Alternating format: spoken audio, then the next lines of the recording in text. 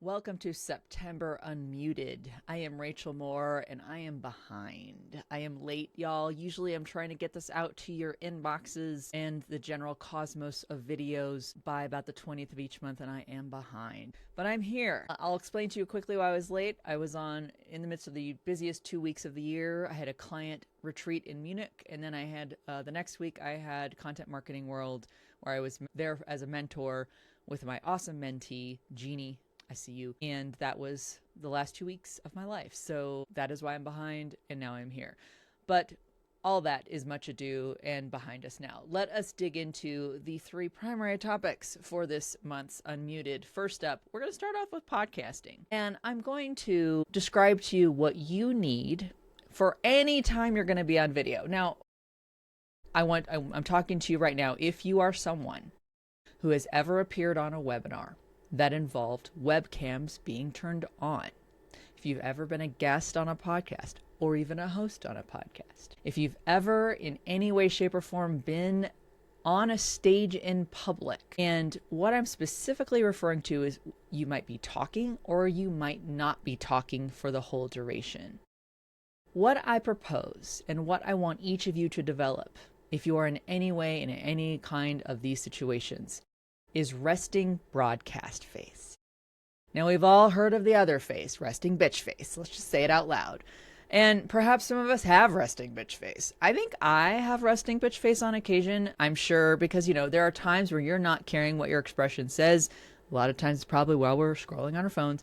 But you may have that look that just generally says, hey, I'm pissed off, as a general rule of thumb. Maybe you don't have that. What we can see, though, on just about any webinar out there, any video podcast, or even any panel we see where someone's on a stage and maybe they're not actively speaking. This is the time when most of us can fall victim to letting our expression, the muscles in our face relax a little bit, and they're not so much in control right now when we're not paying attention to what they're doing. And we might look like we are disinterested. We might look like we're pissed off. Maybe we're sleepy. We might look distracted. We might have any kind of expression on our face that is really not indicative of how we're feeling inside at that moment. What I want us all to have is the kind of resting broadcast face that exudes interest, possibly even delight in what is going on at the moment. Now, I ran across someone this morning who has exceptional resting broadcast face. He's going to be a guest on a webinar for one of my clients that I host about once a month. And I commented in the background saying on Slack, oh my gosh, this person has the best resting broadcast face I've ever seen. Now, I'm calling it resting broadcast face. Trademark, that's me. But he looked just generally delighted. He had a kind of a half smile on the entire time. He wasn't speaking at length or anything. He was just taking in what was happening. It was a tech check. But this person was not in any way being recorded or live on a video. He was just present. And it made me, as the person talking, and my coworkers feel like, okay, what we're saying is interesting. I want us all to practice that. Now, what I'm doing right now is I'm talking and I'm expressing. I'm a very expressive person, as you can say. I had a manager that used to call me Ziploc because they said, I can always tell what you're feeling. And obviously when I'm talking about something I believe a lot in, I'm doing a lot of this. Notice what my face is doing right now. I have raised eyebrows, I'm gesturing, I'm smiling a lot. Even if I was talking, and I'm going to talk about something during this video where I'm not so delighted, but you'll see my expression. I'm going to demonstrate for you resting broadcast face, the one that you should have when you're on in any kind of public forum where anyone might be paying attention to your face as part of the general delivery of what's happening before them. Notice, and sometimes I call this the Helen Hunt face as well, because Helen Hunt was notorious for having raised eyebrows. Like she just kind of looked like, okay, what's happening now? So raised eyebrows, like there's expectation there, right? Raised eyebrows will get you so far. That is one key to having good resting broadcast face. It just does exude that there's something about to happen and I'm interested in it. Versus, the Tucker Carlson furrowed brow. Tucker Carlson has a constant crease. He just looks very confused and or bewildered and possibly sometimes a bit concerned. That is fine, but if that is your resting broadcast face, people are probably going to default to you thinking that you're angry or confused or disagree even with what's going on around you. If that's what you are feeling, do that. But if that's not what you're feeling, don't do that. Go for the raised eyebrow. Raised eyebrow is always best.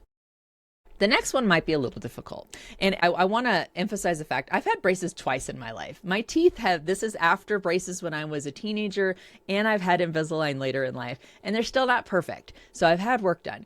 If you are not somebody who enjoys smiling with your teeth, I totally get it. So please know I'm including you in this. But if you can do practice for your resting broadcast face, close to a smile.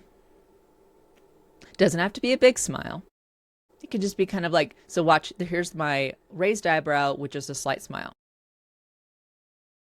I look interested. I look at least a little bit receptive to what is going on around me. And it can make anyone talking to me or watching me potentially while whatever's going on or whoever else is speaking can make them feel like, okay, she's engaged and is tapped into what is being said. Again, I'm not telling you to look positive and radiant and delighted at all times. If the situation calls for it, you may need to have a different expression. But I'm talking about when you are not speaking and somebody else is, and you need to look engaged and look like you are actively listening.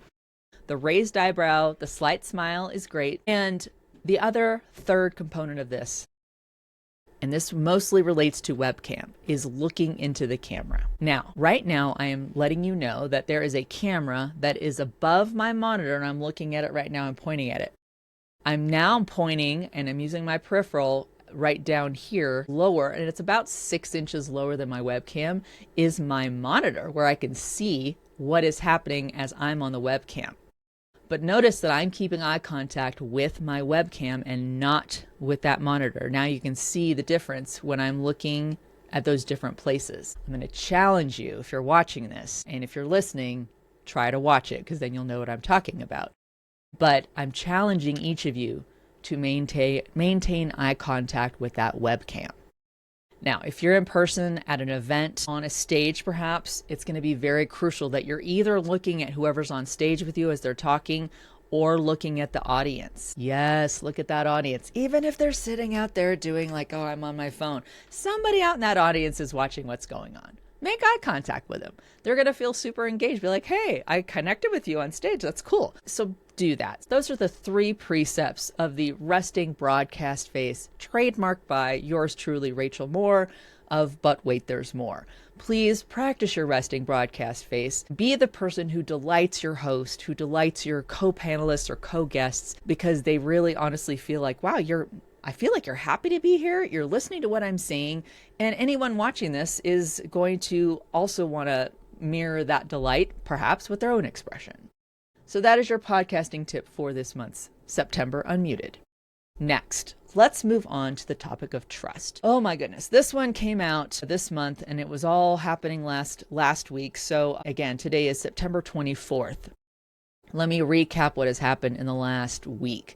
First of all, there was, an event that happened, which is political as well as religion related, because one of the primary right-wing podcasters, Charlie Kirk, was assassinated at an event. Horrible. And I have not seen that video. I don't recommend you go out and try to find it. I'm not going to tell you what to do, obviously, but it was a horrible occurrence that happened. Just definitely denouncing that. What happened afterward, and I mentioned it is both political as well as religious, because there are aspects to his assassination and who he was as a person in real life. He was obviously a person. He was a podcaster.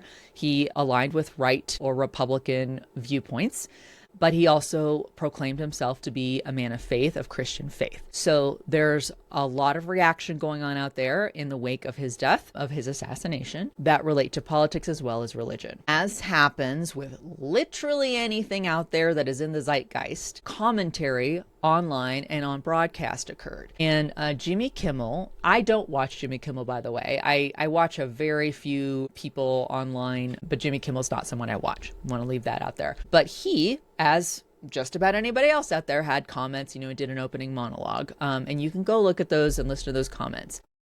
What happened was that the chairman of the FCC, Brendan Carr, came out against his comments and said that Disney should look and ABC should look at removing his show, removing him from the air, which happened right after that, within just a few hours. So Disney/ABC removed Jimmy Kimmel's show from the air, suspended it, and said it was due to his comments. What happened next, and that's why I'm putting this under the trust area, is what has been cataloged as one of the largest boycotts of a corporate entity in recorded history, is that people actually were writing to Disney, were canceling their Disney subscriptions, were speaking out against ABC and letting their advertisers know that how they felt about Jimmy Kimmel being removed. This all boiled down largely to the freedom of speech that is present in the United States. Essentially, it comes down to the First Amendment, which is in the Bill of Rights, which is part of our government and is part of our laws. And actually, anyone who's on our soil, it's not just United States citizens, but according to the Constitution, anyone who's on American soil can afford themselves of the Bill of Rights, the rights that we are entitled to as human beings when we're on American soil. And one of those is that government shall not retaliate and not really police someone's free speech, that someone can freely express and voice their opinion, voice what they need to without retaliation by the government. Well, what happened was retaliation by the government. The Federal Communications Commission, the chairman of that, basically said he should be taken off the air, and thus he was. Also in the background of this, which I think is also important, this also happened when Stephen Colbert's show got canceled. There are business dealings going on in the background that require the approval of the FCC. And one of those does entail ABC and Disney trying to form a merger. And so that is also in play. And they want the approval of the FCC, which is in question at the moment. So when the FCC chair says, hey, you should take this person off the air, the people who are trying to make a deal happen that need the approval of the FCC, were pretty quick to hop to and go ahead and take him off the air, which then resulted in everything that fell out after that, with people canceling, people speaking up. It went so far, and again, however you vote or lean or whatever, this crossed the aisle. You know, Jimmy Kimmel can tend to be seen as a more liberal, I guess. Again, I don't watch his show, but kind of knowing what I know about some of those shows, they make fun of everybody, and there's no one who's safe. But he can be viewed as a more left-leaning or liberal talk show host. But we had people on the right, Ted Cruz, even Joe Rogan, who I would say does tend to lean a bit more right-leaning in his, takes on his podcast. But they were all calling it out, saying, no, this is a bridge too far. We do have freedom of speech in this country. You are infringing on his freedom of speech and his freedom of expression by taking his show off the air. This is actual First Amendment being breached here, because the government is coming out and this is why he got taken off the air. That happened over the subsequent days. And as of this recording on September 24th, Jimmy Kimmel is now back on the air. He was actually put back on, I believe it was Monday later in the day, so the 22nd. And as of right now, he is still back on the air. Why do I bring this up as it relates to trust? Because there are many things in this country. I'm speaking again specifically about America. If you are watching this from outside of America, I would love to hear your thoughts too in the comments on this video. You can also reach out to me on social. We living on the soil or standing on the soil of the United States have come over decades and centuries to trust in the human rights we have under the Constitution and our Bill of Rights. And one of them is freedom of speech. So Disney/ABC, by really reacting quickly to comments by the FCC chair, Brendan Carr, and removing Jimmy Kimmel's show from the airwaves, from broadcast, where he can have his freedom of speech and where we can be free to not listen to it or to listen to it, that infringed on those trusted rights that we have trusted in over many, many a moon. And thus Disney, and y'all, I did not personally cancel my Disney. We've talked about it because, my gosh, we subscribe to so many things. It's like we're back with cable. We're just subscribing to all these things so we can watch the things that we want to watch. But the fact that a very large entity that touches a lot of people's lives, and I'm not just talking about, there's Disney Plus, obviously, there's broadcast that we can watch things on our screens, but there's also Disney World, Disneyland, Disney merch, there's Disney stories. There's so much about Disney.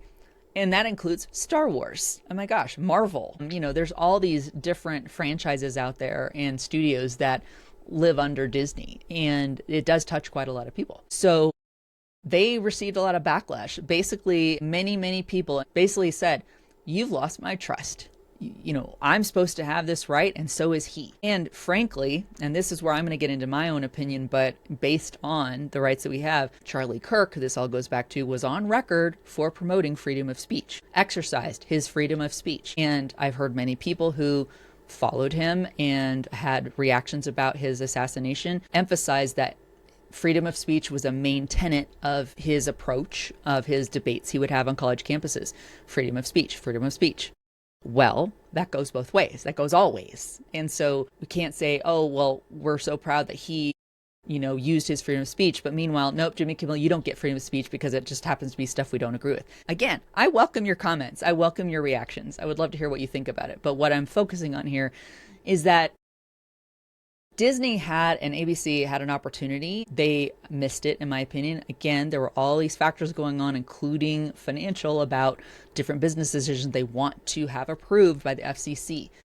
Read into all that what you will. It's important to get all the information, and I welcome more if I have not shared it. But the trust was broken there, especially on something, man, y'all, if your brand in any way, if your brand or business in any way sits upon or has interaction with or relates to the Bill of Rights, be very careful with making super quick decisions like that and really assessing what could the potential fallout be.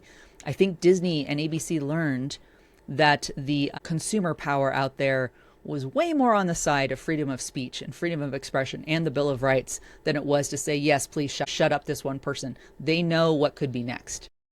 That the next show and the next person, And there's a lot of that going on right now. So take care, assess where your brand and business sits in the realm of all that. But when it's something as big of a deal as, the First Amendment, I would say maybe take more than just a couple hours to react and then act upon whatever the current temperature is out there. You always want to think a few steps down the road and really assess where is the biggest backlash potentially going to come from if we burn this trust bridge with our consumers.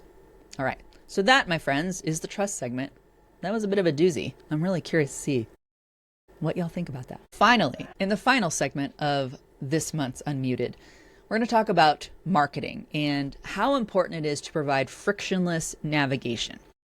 Now, I am talking not just about digital marketing. I'm talking about in real life marketing. I think we've all been privy to or been in situations where you find yourself somewhere or you want to get to something and the signs are not clear. It's not clear what direction to go in. It's not clear what will happen if you go in a certain direction, what will be on the other side of that click.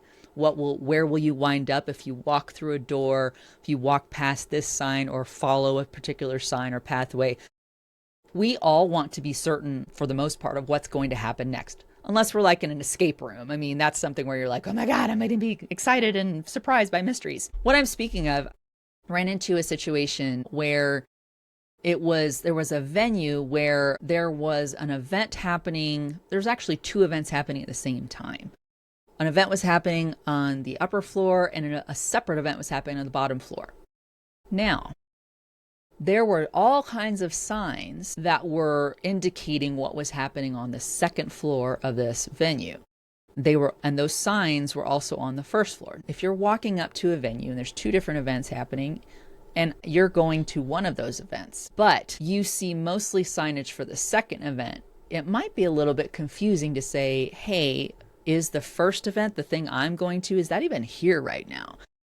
Having clear signage, clear navigation is something that impacts all of marketing. And this gets into frictionless navigation, that frictionless feel that we want our consumers, our leads, whatever we're trying to go after, we want them to have. Your job as in marketing, and whether your role is in marketing or not, if you're watching this or listening to this and you have a business and your marketing is not what you do, you still need to be concerned about friction. You always want to reduce it. You want to minimize friction as much. You want to minimize friction as much as possible. You want anyone interacting with your brand or business to just feel like, man, this is the easiest pie. I know exactly what you're telling me and what's going to happen when I go to the next thing. So if I am seeing a social media post by your business, I know exactly what's going to happen if I click on this link you've put in your social media post. And when I get to that link, I know exactly what this is telling me and where I should go next after that. It's called a customer journey. If you haven't heard that term before, welcome. This is what all of us deal with. And it doesn't matter if you're B2B or B2C. All of us have customers and we want them to follow certain journeys. But what we really want, whatever journey they pick, and we can let them choose their own adventure, we want it to be an easy journey to follow. We don't want them to get lost along the way. We don't want them to be confused. This can relate to your email marketing, to your inbound marketing that goes out from social, from your website. This can be your webinars. This can be, again, in person or in real life marketing. It can be your signage at your business. It can be if you are holding an event in a venue.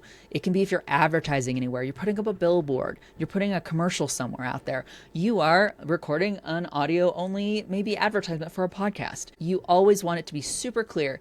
Here's what I'm telling you, here's where to go next, and here's what you can expect when you get there. So frictionless navigation, it matters in real life, it matters in digital, and this is where empathy comes in. Always put yourself in the shoes of your customer saying, is this remotely confusing, or does it have any chance to be confusing to you as far as where you're supposed to go next and where you want to wind up? And if the answer is even a tiny bit yes, clear things up.